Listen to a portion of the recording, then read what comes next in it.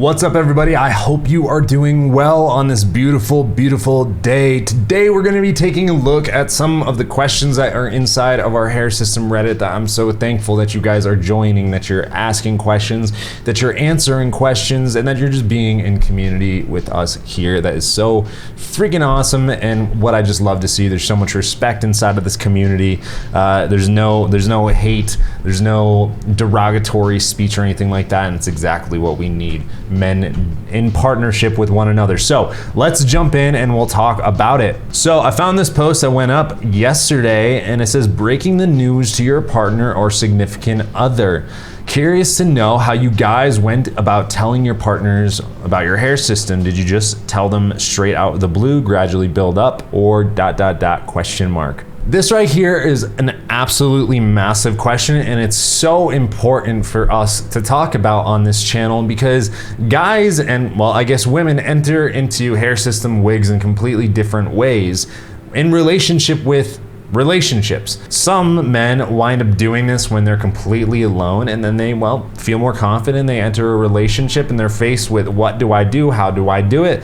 Some men actually are in a relationship already and they decide that they want to do this thing, and it's made in partnership with their significant other supporting them. So there's different scenarios that we find ourselves in, but we're gonna focus in here around somebody that's made a choice to move to a hair system and that then they're getting involved in a relationship. Now, before I go on to give my thoughts, I do want to give a shout out to one of the commenters here. And this is Crusted Shekel right here, who thank you so much for giving like a very deep, thoughtful answer right here. I'm gonna give my thoughts after, but I kind of want to go through what they said and read it, right? So it says, this is a complex question to ask. I think there are two approaches, although they mentioned three. First approach is to wait and explain how serious of an issue hair loss is to you. This signals vulnerability, which is a positive, but also conveys insecurity, which is ultimately what we're afraid of showing. Our own insecurity demanding us to wear fake hair shows we may be mentally weak because we can't own the baldness. The second approach is to say it's not a big deal, casually mention it in conversation without a lot of emotion. This displays confidence in your decision and shows that you're doing it simply to boost your appearance. The trade-off is that you're essentially taking this information public. This means that you're open to criticism, as if it's not a big deal, shouldn't be a big deal if she tells other people. This means you have to prepare to discuss the topic a lot and accept the jokes and bullying that comes with a wig toupee system stigma. The third option is to say nothing, but this is kind of unfair to your partner and to yourself. Why be paranoid over them finding out when you can just release the worry through telling them? I think the point when you tell them will vary from relationship to relationship, but I usually say something around the 4 to 5 week point. If they're invested in spending a month talking to you, then it's time to really delve into your flaws, insecurities, vulnerabilities, as usually lets down some walls and allows trust to develop. But I really love this right here, where they say, it's okay that not every person will accept your system wear. We need to learn that accepting altering our bodies to accept ourselves means others won't accept our alterations. Think about plastic surgery and other more extreme body modifications. You're not wearing a system for potential partners, you're wearing them for yourself, and ultimately what is love if not empathy? So this is a really great comment, especially because of the end right there where they're talking about how we view our own bodies as opposed to how others view our bodies. Now, this is something I'm going to use a metaphor here, but my girlfriend talks about this. Natalie talks about this a lot in terms of women. There's a lot of women that go out there and augment their body, and they do it because they're insecure and they think that it's going to fix their insecurities, but they're still miserable, they're still insecure, they're still hating on other women, all this kind of stuff. Right, so it's not actually solving the problem here, as opposed from being a confident man or woman or human being and doing things because you are doing them out of self-love for yourself, and you know it's going to move you through something that you're dealing with. And there's nothing wrong with that whatsoever. You know, women get breast augmentations if they feel that that's something that they really want to have and to move through, right? Some people are ultimately going to get different types of surgery to fix, say, like, you know, a neck that has like a, I don't know what they call this, but you know, they don't have like a defined jawline, right?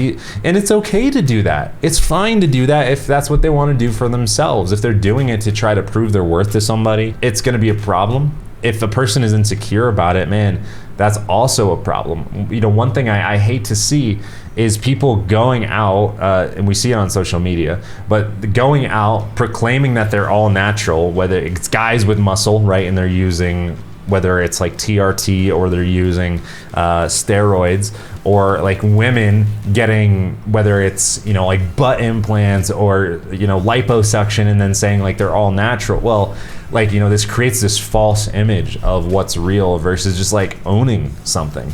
Now, I'm gonna give my opinion though on this situation right here. So, you know, when is the right time, or how do you break the news to your significant other? Here's my thoughts. I think it's best to ultimately be confident that you're making a decision for yourself, and be vulnerable. And that's gonna look different for everybody because we come from a different mindset, right? Like for me, it's very vulnerable but authentic for me to say like, hey, I dealt with my hair loss because I actually spent like 8 years with this identity issue, like losing my hairs, not knowing what I could do about it, and actually starting to get more introverted, retreat away from people, not really engage in community.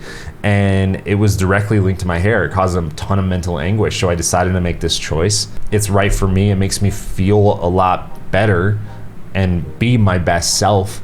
That's very authentic and vulnerable for me to say. For someone else, it would be like, yeah, you know, I tried the bald look, but it's actually just, it's not for me. Like, I just don't have a good bald head, and that's not what I'm trying to go for. So I wear a hair system, and yeah, it's something that, I don't know, it's not really that big of a deal. Or someone else might be able to say like, it's actually, this is really hard for me to tell you because I'm afraid that you won't accept me for being who I am and doing what I need to do. And that means that I had to take care of my hair loss with a hair system, which I know is a little awkward or strange, but it's something that I had to do. But I'm really worried that this is gonna affect the way you think of me. Those types of conversations are the strongest that we can show up as a man. Because here's the thing, right? Being vulnerable takes a massive amount of strength. It takes a massive amount of strength. Like testing the waters and being like, ooh, well, how do they feel about it? You know, like trying to be subversive. That's something that is a little, we do that because we're insecure versus just coming out right and saying, to be like, hey, I didn't need to tell you something. I know we've been dating now for like a couple weeks. And this is just something that like, listen, I get it. This is not a common thing you're gonna hear a lot. But I need to be transparent with you because I actually like you. And if this is a big deal for you, hey, listen, no worries whatsoever. I get it. But yeah, I'm dealing with this thing, hair loss. And you know, I wasn't able to find a solution that worked for me. So what I decided to do is get a hair system.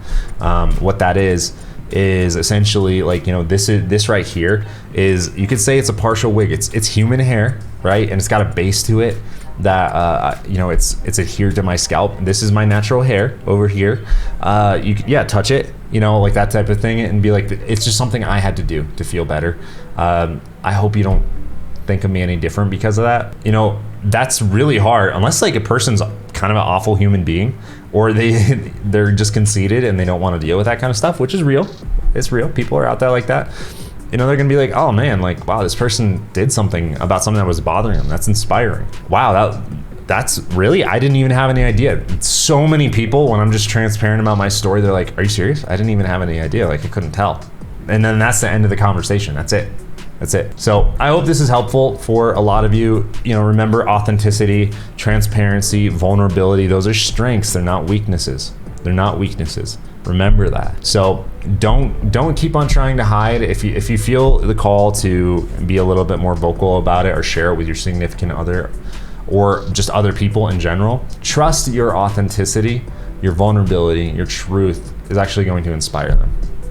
I'll see you soon.